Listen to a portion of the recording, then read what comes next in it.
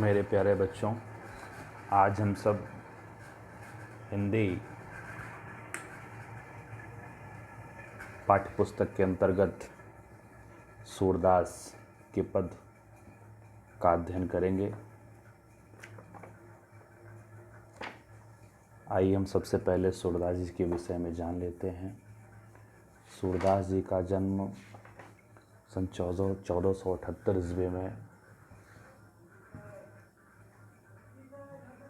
मथुरा के निकट रौनकता में माना जाता है। एक दूसरी बात के आधार पर, एक दूसरी किंवदंती के आधार पर उनका स्थान दिल्ली के पास सिही नामक स्थान पर भी माना जाता है। यानी उनके जन्म स्थान को लेकर मतभेद है। सूरदास जी वल्लभाचार्य जी के शिष्य थे और वल्लभाचार्य के अष्टछाप कवियों में 8 शिष्यों में ये भी एक महत्वपूर्ण स्थान रखते हैं। वे गौघाट नामक स्थान पर रहते थे और वहीं पर श्रीनाथ जी के मंदिर में भजन कीर्तन गाया करते थे। सन 1583 ईस्वी में परसौली में उनका निधन हो गया। सूरदास जी की कुल 3 कृतियाँ हैं, सूरसागर, साहित्य लहरी और सूरसारावली, जिनमें सबसे प्रामाणिक रचना या यूँ कह लें कि सर्वाधिक लोकप्रिय ग्रंथ अगर उनका कोई है तो वह है सूरसागर। सूरदास जी की रचनाओं में प्रायः भगवान श्री कृष्ण का वर्णन मिलता है। श्री कृष्ण को अपना सखा मान करके, अपना मित्र मान करके सूरदास जी ने पदों का वर्णन किया है, चित्रण किया है। सूरदास जी रस के, अगर सूरदास के रसों की बात की जाए, सूरदास जी के रस पद्धति की बात की जाए तो सूरदास जी वात्सल और श्रृंगार के श्रेष्ठ कवि हैं। अब आइए हम आपको सूरदास जी के पद की ओर लेके चलते हैं। सूरदास जी के पद को पढ़ने से पहले हम इस चित्र को ध्यान से देखते हैं। सूरदास जी के जो पद दिए गए हैं उस पद में उद्धव की और गोपियों की बातें की गई हैं। ये उद्धव कौन थे, यह प्रश्न उठता है। ये उद्धव कौन थे? ये उद्धव भगवान श्री कृष्ण के मित्र थे। किसके मित्र थे ये? भगवान श्री कृष्ण के मित्र थे। और ये क्या कर रहे हैं यहाँ पर? अगर इस बात की ओर हम ध्यान देंगे तो ये गोपिकाओं को समझा रहे हैं। किसको समझा रहे हैं? गोपिकाओं को समझा रहे हैं। जब भगवान श्री कृष्ण वृंदावन छोड़ करके मथुरा चले जाते हैं, क्योंकि भगवान श्री कृष्ण इतने अप्रतिम सुंदर थे कि उन पर पूरे वहाँ ब्रज की गोपियाँ मोहित थी, व्याकुल थी, उनको पसंद करती थी। उनके कृतित्व को, उनके व्यक्तित्व को, उनके रूप सौंदर्य पर मोहित थी। जब भगवान श्री कृष्ण वृंदावन छोड़कर मथुरा चले जाते हैं तो ये जितनी गोपियाँ आपको दिखाई दे रही, ये सारी की सारी गोपियाँ भगवान श्री कृष्ण के प्रेम में व्याकुल हो जाती हैं, परेशान हो जाती हैं कि छोटा सा कान्हा कन्हैया यहाँ पर नहीं है। इस बात को लेके परेशान हो जाती हैं। भगवान श्री कृष्ण जानते हैं कि गोपियाँ हमारे वियोग में हमारे प्रेम के वियोग में या हमारे वियोग में है। इसलिए गोपियों को समझाने के लिए भगवान श्री कृष्ण ने उद्धव को कहाँ भेजा? वृंदावन भेजा। आप जाइए और गोपियों को विभिन्न उदाहरणों के माध्यम से आप समझाइए। इस समय उद्धव वृंदावन आए हुए हैं और गोपियों को अलग अलग प्रकार से समझाने का प्रयास कर रहे हैं, योग साधना के माध्यम से समझाने का प्रयास कर रहे हैं, लेकिन गोपियाँ मानने को तैयार नहीं हैं। आपको चित्र देखने से पता चल रहा होगा कि जैसे वो झगड़ा करने के लिए तैयार हों। तो वो गोपियाँ सारी की सारी इस समय उद्धव को उलाहना दे रही हैं, यानी ताने मार रही हैं। उसी तानों को, उन्हीं के तानों को भगवान सूरदास जी ने अपने पदों में चित्रित किया। आइए अब हम चलते हैं सूरदास जी के पहले पद की ओर। पहले पद में गोपियाँ उद्धव को उलाहनाएं दे रही, ताने सुना रही हैं, ताने मार रही हैं। देखिए कैसे। उद्धव तुम हो अति बड़ भागी, अपरस रहत स्नेह तगा तय नाहिन मन अनुरागी। यहाँ जो भी कठिन शब्द आए हैं मैं उनका आपको अर्थ बताता चलूँगा। उद्धव तुम हो अति बड़ भागी। बड़ भागी, बड़ भागी का मतलब होता है भाग्यशाली। हे उद्धव तुम तो बहुत ही भाग्यशाली हो। गोपियाँ उद्धव पर व्यंग कसते हुए कहती हैं कि हे उद्धव तुम तो बड़े भाग्यवान हो, बड़े भाग्यशाली हो। कैसे? अपरस रहत स्नेह तगात। यहाँ अपरस, अपरस का मतलब होता है बंधन रहित, अछूता, अलिप्त, दूर ना। रहत हो, स्नेह मतलब होता है प्रेम से, प्रेम के। तगा मतलब होता है बंधन, तागा, धागा। तय मतलब तुम तो सदैव प्रेम रूपी बंधन से अछूते हो, यानी प्रेम रूपी बंधन से दूर रहे हो, दूर हो ना। क्या कहती है? हे उद्धव तुम तो हमेशा, तगाते तुम सदैव स्नेह रूपी बंधन से दूर रहे हो। नाहिन मन अनुरागी, और न ही तुम्हारा मन कृष्ण के प्रेम में डूबा हुआ है। अनुरागी का मतलब यहाँ है प्रेम में डूबा हुआ। नाहिन नहीं है, मन, मन अनुरागी मतलब प्रेम में डूबा हुआ, और न ही तुम्हारा मन श्री कृष्ण के प्रेम में डूबा हुआ है। फिर आगे क्या उदाहरण देती हैं, कैसे नहीं डूबा हुआ है। उस उदाहरण को उसी प्रकार समझाते। देखिए नीचे वाली लाइन, पुरैन पात रहत जल भीतर तारस देह न दागी। पुरैन का मतलब होता है कमल। पुरैन का मतलब होता है क्या? कमल। पुरैन का मतलब होता है कमल। पुरैन का मतलब होता है क्या? कमल। कमल पात रहत जल भीतर। पात मतलब पत्ता, रहत मतलब रहता है, जल का मतलब होता है जल, पानी, भीतर मतलब अंदर। जैसे कमल का पत्ता पानी के अंदर रहता है, जैसे कमल का पत्ता पानी के अंदर रहता है। तारस देह न दागी, लेकिन ता रस देह न दागी। देह मतलब होता है शरीर, लेकिन उसके शरीर में, यानी उस पत्ते के ऊपर, उस पत्ते के ऊपर एक भी दाग अथवा धब्बे नहीं लगते। कैसे उदाहरण देती हैं? पुरैन पात रहत जल भीतर तारस देह न दागी। कमल का पत्ता जल के अंदर तो रहता है, लेकिन उस पर एक भी दाग अथवा धब्बे नहीं लगते। फिर समझाती है, फिर एक उदाहरण देती है गोपियाँ। ज्यों जल माह तेल की गागर।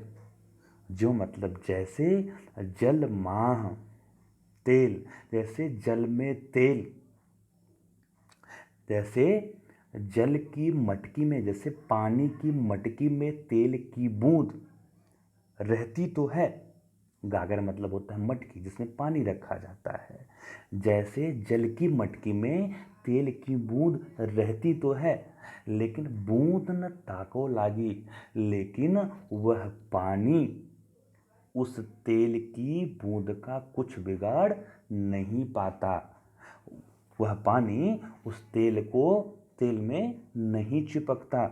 यह उसी प्रकार से है, जैसे तुम श्री कृष्ण के साथ तो रहते हो, लेकिन उनके साथ रहकर भी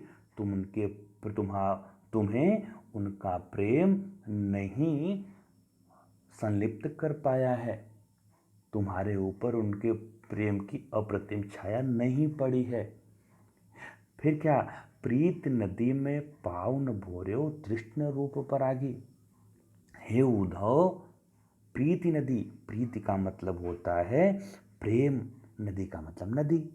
प्रेम की नदी में मैं पाव न भोर्यो। हे उद्धव, तुम कभी, पाव मतलब होता है पैर, भोर्यो का मतलब डुबोना। हे उद्धव, तुमने कभी प्रेम की नदी में पांव नहीं डुबोया है, पांव नहीं रखा है, यानी तुम कभी प्रेम के चक्कर में नहीं पड़े हो। और दृष्टि न रूप परागी, और न ही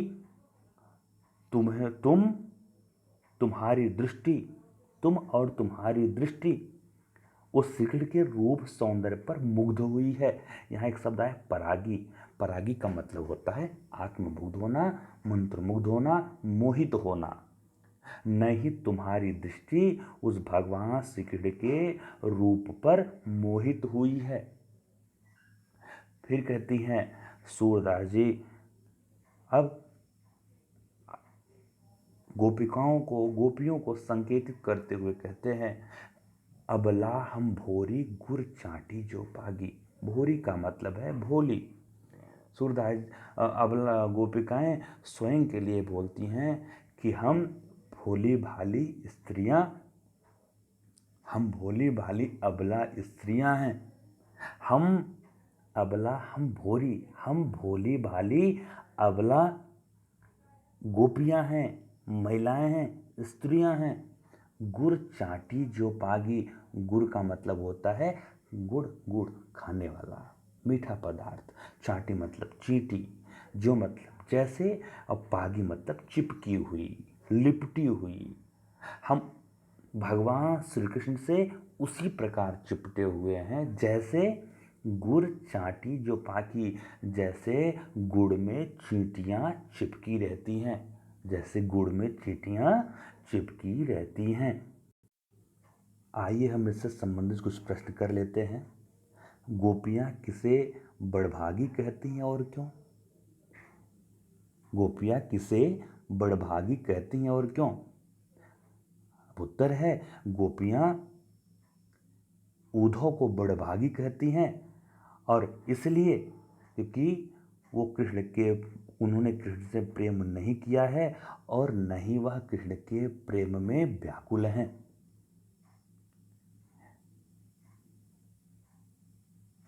अब दूसरा प्रश्न है, पुरैन पात और तेल की गागर के उदाहरण क्यों दिए गए हैं? पुरैन पात और तेल की गागर के उदाहरण क्यों दिए गए हैं? यह उदाहरण इसीलिए दिए गए हैं जैसे उद्धव भगवान श्री कृष्ण के पास तो रहते हैं, लेकिन भगवान श्री कृष्ण का एक भी स्वरूप, एक भी छाया उनके ऊपर नहीं पड़ी है, इसीलिए इसके उदाहरण दिए गए हैं। गोपियों ने उद्धव की तुलना किससे की है? एक प्रश्न ये भी है इस पद्य खंड में। गोपियों ने उद्धव की तुलना किससे की है? तो गोपियों ने उद्धव की तुलना पानी में पड़े रहने वाले कमल के पत्ते से की है और जल में रहने वाली तेल की बूंद से की है ना। एक प्रश्न और यहाँ है, गोपियां स्वयं को भोली क्यों कहती हैं? गोपियां स्वयं को भोली क्यों कहती हैं? तो उत्तर है इसका, गोपियां स्वयं को अबला और भोली इसलिए कहती हैं क्योंकि वे उद्धव की भांति ज्ञानी नहीं हैं और वे बिना सोचे समझे भगवान के स्नेह में मग्न हो गई, भगवान से स्नेह कर बैठी। अब आइए हम सब दूसरे पद की ओर चलते हैं। दूसरे पद में गोपियां श्री कृष्ण को निष्ठुर कहती हुई उद्धव से कहती हैं कि हमारे मन की आस मन में ही रह गई। जिस कृष्ण के आने की प्रतीक्षा में हमारी सांसें अटकी हुई थी, वहीं से योग साधना का संदेश सुनकर हम बहुत निराश हो गई हैं। हमसे श्री कृष्ण के वियोग में धैर्य नहीं रखा जाता। देखिए, जैसा पद में उल्लेखित है, मन ही मन की माझ रही। मन ही मन की माझ रही। यहाँ माझ का मतलब है अंदर, यानी हमारी गोपियाँ क्या कह रही हैं? श्री कृष्ण के मित्र उद्धव को उलाहना देती हुई कहती हैं, हे उद्धव, हमारे मन की जो प्रेम की भावना थी, मन ही मन की माझ रही, यानी मन की बात मन के अंदर ही रह गई। तो वो कौन सी बात थी? वो प्रेम की भावना थी, प्रेम भावना थी। हाँ, जो हमारी प्रेम भावना थी वो हमारे मन के अंदर ही रह गई, वह हमारे मन ही मन में रह गई। कहिए जाय कौन पे उद्धव, नाही परत कही। यानी अब तुम ही बताओ, कहिए जाय कौन पे उद्धव। इस बात को किस तरह से कहा जा सकता? हमें श्री कृष्ण से प्रेम नहीं मिला, नहीं उसके अभाव में हम अपनी भावना व्यक्त कर सकी। अब तुम ही बताओ उद्धव, कहिए जाए कौन पे उद्धव। हे उद्धव, मैं अपनी यह बात कहिए जाए, किससे कहूँ? कौन पे, मैं कौन पे उद्धव कहिए जाए। हे उद्धव, मैं अपनी यह बात किससे जाकर कहूँ? यह प्रेम भावना की बातें किससे जाकर कहूँ? नाही परत कही। नाही का मतलब नहीं, परत का मतलब होता है बनना ना। यह बातें कहते भी नहीं बनती, यह बातें तो किसी से कहा भी नहीं जा सकता ना। यानी मैं अपने प्रेम भावना किससे जाकर कहूँ? ये सारी बातें किसी से कही भी नहीं जा सकती। फिर क्या बोलती हैं? अवधि आधार आस आवन की, तन मन बिथा सही। अवधि, अवधि का मतलब होता है समय। आधार का मतलब आधार, सिंबल। आस का मतलब होता है आशा। आवन मतलब आने की। एक आने का समय ही। फिर कहती हैं, कैसे बता रही हैं? अवधि आधार आस आवन की। एक आने का जो समय था, वही हम सबके प्राणों का आधार था। हम सबके प्राणों का आधार था। जो भगवान श्री कृष्ण के आने का समय था, वही हम सबके प्राणों का आधार था।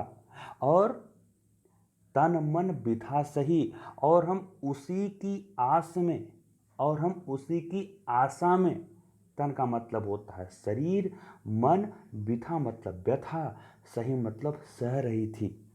हम उसी की आशा में तन और मन की व्यथा सह रही थी। हम उसी की आशा में हमारा शरीर और मन विभिन्न प्रकार की व्यथाएं सह रही थी। अब इन जोग संदेशन सुन सुन बिरहिन बिरह दई। फिर कहती हैं, लेकिन अब तुम्हारे, उद्धव को फिर से बात बोलती हैं, अब इन जोग संदेशन सुन सुन, लेकिन अब तुम, हे उद्धव, लेकिन अब तुम्हारा यह योग का संदेश सुन सुन करके ना, अब तुम्हारे द्वारा यह योग का संदेश सुन सुनकर बिरहिन बिरह दही। बिरहिन का मतलब होता है विरह में व्याकुल व्यक्ति, विरह में व्याकुल लोग। विरह मतलब होता है अग्नि, और दही मतलब जल रही है।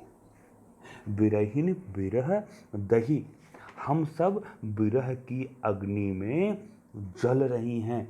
हमारे अंदर विरह की अग्नि धधक उठी है। लेकिन उद्धव, अब तुम्हारा यह योग का संदेश सुन सुन करके हम सब विरह की अग्नि में जल रही हैं। चाहत हुती गुहार जितहि ते, चाहती हुती, चाहती हुती, हुती का मतलब होता है थी, गुहार का मतलब होता है रक्षा के लिए पुकारना। जितहि तय जहां से, उत तय धार बही ना, चाहती हुती गुहार जितय थे, यानी अपने रक्षा के लिए, गुहारी मतलब अपनी रक्षा के लिए पुकारना, अपनी रक्षा के लिए जहां से सहारा चाह रही थी, अपनी रक्षा के लिए जिसको बुलाना चाह रही थी, पुकारना चाह रही थी, लेकिन उधर से ही, उत तय धार बही, लेकिन उधर से ही, उत मतलब उधर से ही, यह योग साधना की धार, धार मतलब धारा, प्रवाह, बही मतलब बहना, लेकिन उधर से ही योग साधना की धारा बह चली, बहने लगी। यानी हम अपनी रक्षा के लिए भगवान श्री कृष्ण को पुकारना चाह रहे थे, बुलाना चाह रहे थे, लेकिन उनकी तरफ से ही यह योग साधना की बातें होने लगी। फिर क्या कहती हैं, सूरदास अब धीर धरें क्यों, मर्यादा न लही। सूरदास जी गोपियों के माध्यम से कह रहे हैं कि अब धीर धरें क्यों। अब धीर का मतलब होता है, धीर का मतलब होता है धैर्य, धैर्य मतलब धारण करना, क्यों मतलब क्यों। अब हम गोपियां धैर्य को क्यों धारण करें, अब हम गोपियां धैर्य को क्यों धारण करें, क्यों, मर्यादा न लही। मर्यादा का मतलब होता है मर्यादाएं, प्रतिष्ठा। न लही, लही का मतलब होता है नहीं रही, क्योंकि अब तो श्री कृष्ण में कोई भी प्रतिष्ठा नहीं बची। हम गोपियां अब धैर्य क्यों धारण करें। मर्यादा न लही, भगवान श्री कृष्ण ने अपनी सारी मर्यादाएं छोड़ दी हैं, इसलिए हम गोपियां अब धैर्य धारण नहीं कर सकते, अथवा धैर्य कैसे धारण करें। इसके आधार पर आइए हम लोग कुछ प्रश्न देख लेते हैं। जैसे इस पद के आधार पर, किसके मन की बात मन में ही रह गई और क्यों। तो बच्चों आप सब बताओ, किसके मन की बात मन में रह गई। तो हम लोग अभी पढ़े कि गोपियों के मन की बात मन में ही रह गई।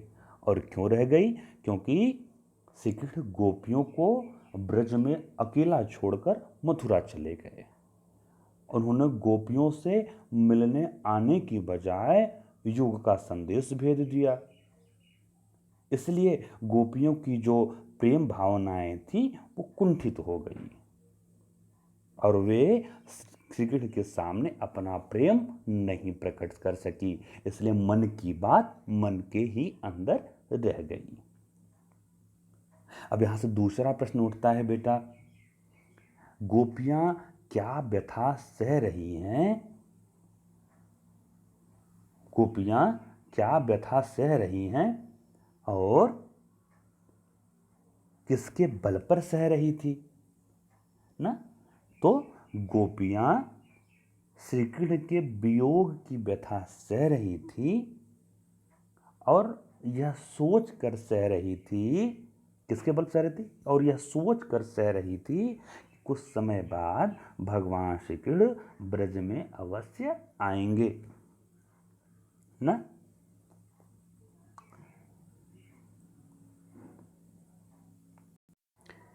गोपियां किस कारण अब तक मन की व्यथा सह रही थी, गोपियां किस कारण अब तक मन की व्यथा सह रही थी? तो उत्तर क्या होगा बच्चों?